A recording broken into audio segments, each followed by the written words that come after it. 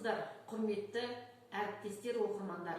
27 наурыз халықаралық театр күніне орай ұйымдастырылған театр рухани тәрбие құралы атты әдеби кешті назарларыңызға ұсынамын.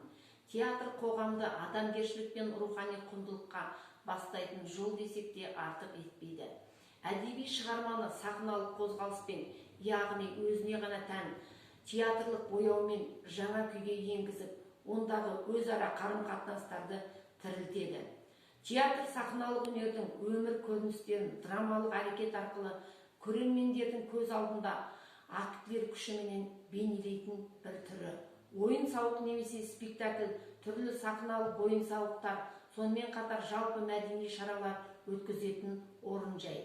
Театр тәрбие мектебі, театр тәлім, рухани азық алар орда деп ұлы жазушылар айтып кеткендей, театр көрінгеннің ермегі емес, еңбектің көркемі, көңіл көтерудің ғана орын емес, мәдени ошақ, идеологиялық құрал.